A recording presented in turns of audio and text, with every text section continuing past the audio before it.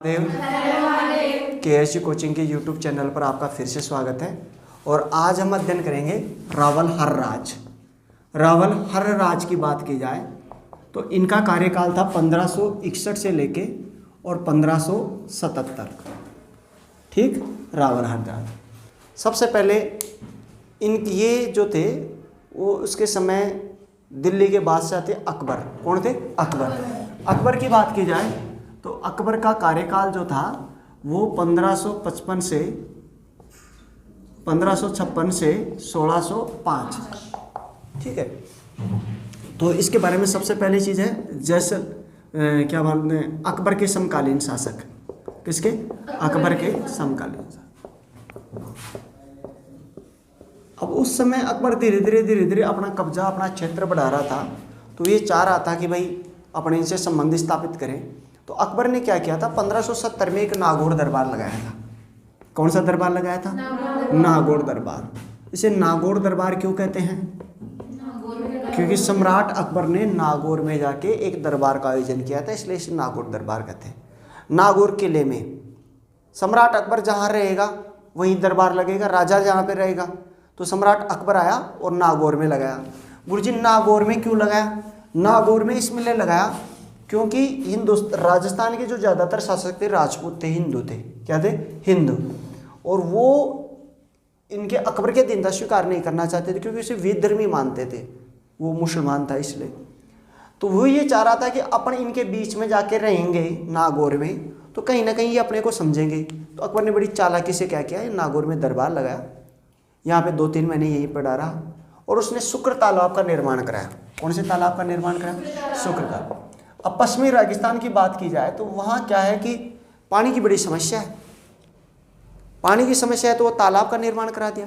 अब पहले के ज़माने में कोई JCB मशीन तो होती नहीं थी। अब हमारे घर पे 2 JCB मशीन है, एक छोटी और एक बड़ी, यानी महिलाएं ही JCB का कार्य करती थी। आज भी हिंदुस्तान में महिलाएं करती है, तो खोद के डालती थी।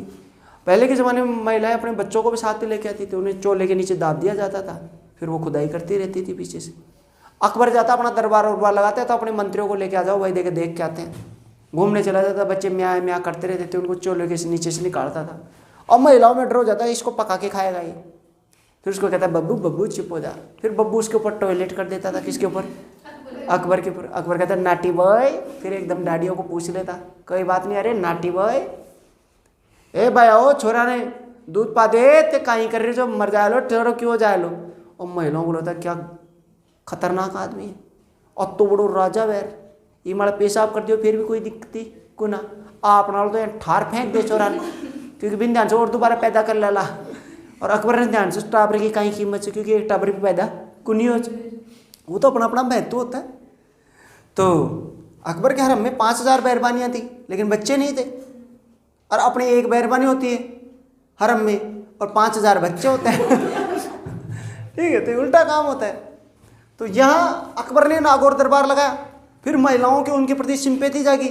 महिलाओं ने अपने पतियों से जाके कहा, और पतियों ने उनसे कहा, मजदूरी करने जाते थे बाणियाओं के कहा। और बाणियाओं के रिश्तेदार थे कौन? राजाओं को कहा। और राजा देखे यार ये तो आदमी सही है, फिर अपने इसका दीनता स्वीकार कर लेते। तो इस दरबार में राजपुताने के 3 शासकों ने दीनता स्वीकार की। राजपुताने के 3 शासकों किसने की थी? एक तो अपना जैसलमेर का शासक कौन था? रावल हर राज। एक किसने की थी? रणथंबोर या बूंदी, कौन था? है सुरजनहाड़ा। कौन सा हाड़ा? और तीसरा कौन था?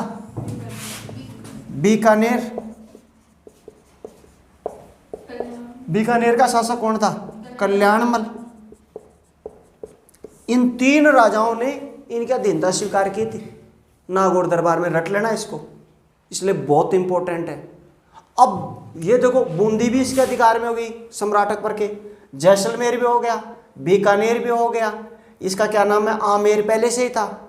और जोधपुर का यानी मारवाड़ का जो शासक था, उसका नाम था राव चंद्रसेन। क्या नाम था? राव चंद्रसेन इस दरबार में उपस्थित हुआ था। राव चंद्रसेन के उसके साथ उसका छोटा भाई मोटा राव उदय सिंह भी था, बड़ा भाई उदय सिंह। उदय सिंह ने अधीनता स्वीकार कर ली थी, राव चंद्रसेन ने नहीं की थी। ठीक है, तो कहीं ना कहीं पूरा राजस्थान इनके कब्जे में आ गया था इस नागौर दरबार की वजह से। इसलिए बहुत इंपॉर्टेंट माना जाता है। शुक्र तालाब का निर्माण करवाया था और एक राजनीतिक षड्यंत्र था। ठीक, अब ये संधि जब करते थे, अधीनता स्वीकार करते थे, इन्होंने कोई ना कोई संबंध कायम करते थे। इन्होंने क्या किया, वैवाहिक संबंध किया। इसने क्या किया, एक तो अकबर की अधीनता स्वीकार की। किसकी अधीनता स्वीकार की? अकबर की अधीनता। दूसरी, अपनी पुत्री का विवाह किया। अपनी पुत्री का विवाह किसके साथ किया? अकबर के साथ। दूसरा, इसके एक बेटे का नाम था सुल्तान सिंह। और सुल्तान, क्या नाम था? सुल्तान सिंह। तो पुत्र सुल्तान सिंह को अकबर की सेवा में भेजा। सुल्तान सिंह को किसकी सेवा में भेजा? अकबर की सेवा में भेजा। और अकबर ने उसे मंडोर की जागीर दी थी। कहाँ की जागीर दी थी? मंडोर की जागीर दी। किसको दी थी? सुल्तान सिंह को, ये याद रखना। अच्छा, इसकी एक और बेटी थी जिसका नाम था चंपादे। काईपादे? चंपादे। चंपादे। और चंपादे का विवाह इन्होंने पृथ्वीराज से किया था। पृथ्वीराज जानते हो? पृथ्वीराज मैंने आपको पहले भी बताया था, जिसने पीथड़ नाम से कविता लिखता था और वो महाराणा प्रताप का जवाई था, किरण देवी का हस्बैंड था। तो उससे साथ इसकी शादी की थी। पृथ्वीराज राठौड़ अपना पहले हो चुका, याद आ गया तो दूसरी पुत्री काईपादे चंपादे का विवाह किसके साथ किया? पृथ्वीराज राठौड़, जिसे डिंगल का हो रेस कहते हैं। वेली कृष्ण रुक्मणी का रचयिता। इसका उपनाम है पीथड़। क्या नाम है? पीथड़। पाथड़ और पीथड़ कविता भी है। पीथड़ तो इसको कहते हैं पृथ्वीराज राठौड़ को, और पाथड़ कहते हैं महाराणा प्रताप। ले लो आप इसका स्क्रीनशॉट एक। अब इसका देखो, थोड़ा सांस्कृतिक देख लो, सांस्कृतिक वर्चस्व। एक तो इन्होंने दो चीजें का निर्माण कराया था। एक तो मालिया महल। कौन सा महल?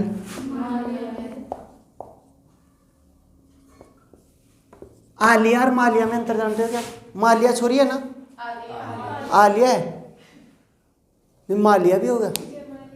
विजय मालिया है, हाँ वो विजय मालिया का बनाया था फिर इसने।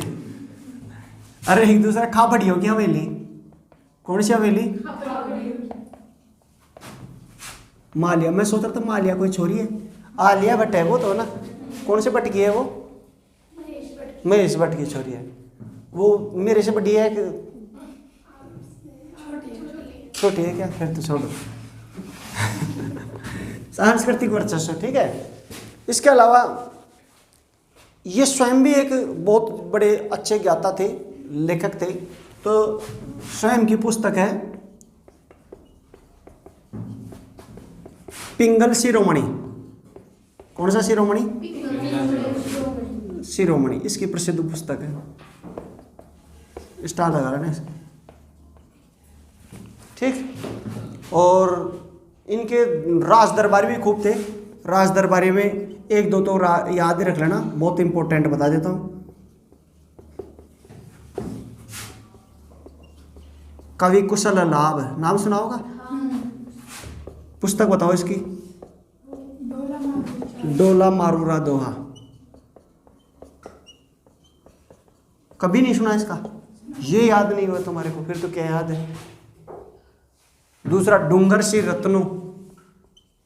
डूंगर सी रत्नु। तीसरा समुद्र सार। राजवल्लभ वाला जो खूब 10-15 थे, उनका कोई मतलब वाली बात नहीं, लेकिन ये दो तो रट लेना स्टार लगा के, ठीक है। अच्छा, एक चीज और याद रखना इसके बारे में, अगर याद रख सको।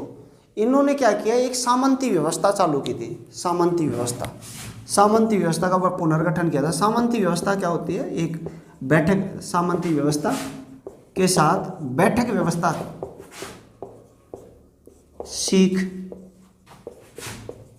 व्यवस्था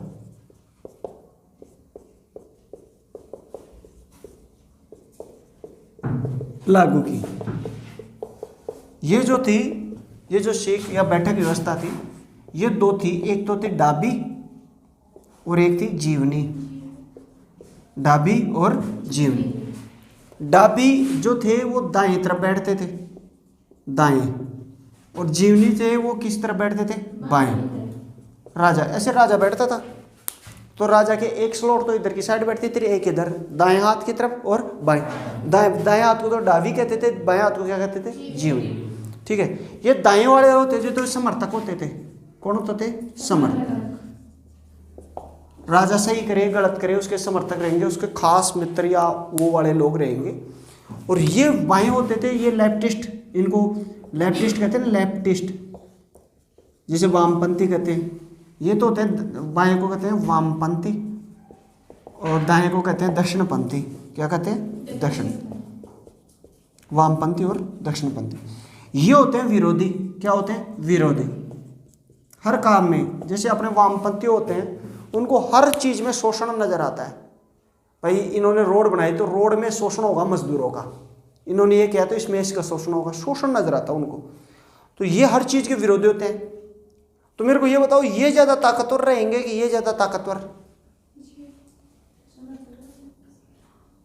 समर्थक रहेंगे? इसका हाथ खड़ा करो, कौन कहता है इसको? ठीक है, विरोधी रहेंगे, इसका हाथ खड़ा करो। 3 जने, तुम सही हो, 3 जने। जो विरोध करता है वो सबसे बड़ा ताकतवर होता है। उसी आदमी में जिस आदमी से लड़ रहा है तो इसका मतलब उसकी ताकत है, तभी तो लड़ रहा है, तभी वो विरोधी है। और राजा के विरोध में बैठे, बात समझाए, तो ज्यादा ताकतवर यही रहेंगे। कमजोर तो समर्थन नहीं कर देगा उसका, तो ये पूरी जिंदगी भर ये चैन सुकून से नहीं बैठेंगे, लेकिन ये विरोध करेंगे। अब आप ये कहोगे गुरु जी राजा ही इनके ऊपर है, ताकतवर राजा है, ये है ताकतवर राजा है, फिर राजा इनको खत्म कर दे। इनको खत्म करेगा तो और ज्यादा विद्रोह होगा। अभी तो 1 है, फिर कितने हो जाएंगे, 2 को मारेगा तो 4, समझ आएगा? तो यानी विरोधी आपके जीवन में पूरे जीवन रहेंगे, और आप अगर विरोधियों को मारने लगेंगे तो उनकी संख्या बढ़ जाएगी। इसलिए कि आप उनसे ना लड़के, ना भिड़ के, ना मार के, उनसे बिल्कुल राजीनामे से वो जो कहें सुन ले, बस। समझ आ गया? वो चीज अगर तुम्हारे अंदर कोई चीज उत्पन्न नहीं कर रही है तो फिर तुम जीवन में आगे चले जाओगे। अगर उन्होंने कोई चीज उत्पन्न कर दी तुम्हारे अंदर, फिर तुम आगे नहीं जाओगे। समझाएंगे? तो समर्थक आपके साथ रहेंगे, विरोधी आपके साथ रहेंगे। समर्थकों का पूरी बातों का ध्यान रखो कि साहब ये क्या कह रहे हैं, उस बात को मान के चलो। लेकिन विरोधी की बात की जाए, बात को नजरअंदाज मत करो, उनकी चेतावनी को नजरअंदाज मत करो। 2 चीज समझना। मैं कह रहा हूं समर्थक का हमेशा साथ मानना चाहिए। जीवन में जो भी आपका समर्थक है उसके हर बात गौर से सुनो और उसके हर बात, उसके हर सलाह को मानो। लेकिन विरोधी, उसकी किसी बात को क्या नहीं करना, नजरअंदाज नहीं करना। क्योंकि विरोधी अगर कोई बात कर रहा है, कोई इल्जाम लगा रहा है, तो वो बात होगी वैसे ही। लिख लो इस बात को अगर नहीं मानते हो तो। अगर वो विरोधी है तुम्हारा सच्चा, तो वो बात वैसे होगी जैसे वो कह रहा है। इसलिए उसकी बात को नजरअंदाज मत करो, उसको सुनो और उसका क्या परिणाम होगा, उसको कैसे रोका जा सकता है, उस बचाव को रोको। गुरुजी वो कैसे हो जाता है? क्योंकि वो एक बल लगाता है विशिष्ट, पहली चीज। और दूसरी चीज, जब आप उस बात को सोचते हो तो वो चीजें वैसे गठित होने लग जाती है। तीसरी चीज, कई बार अपन खुद ही अपने आप के बागी हो जाते हैं कि हाँ ठीक है मैं ऐसे करता हूँ, अब तू कर क्या करता है। नहीं समझा? ज्यादातर केसेज में तो ये हो जाता है। इसलिए कि विरोधियों को कभी भी नजरअंदाज, ठीक है, ले लो स्क्रीनशॉट। बोले आज के आनंद की, बोले मातेश्वरी सरस्वती मैया की, बोले तीनों लोग के देवी देवता की। ले लो ये स्क्रीन।